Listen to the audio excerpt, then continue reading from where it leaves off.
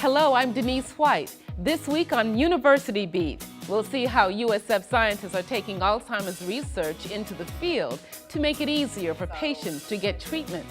We'll hear from a USF professor who says evidence of global warming can already be found in Florida.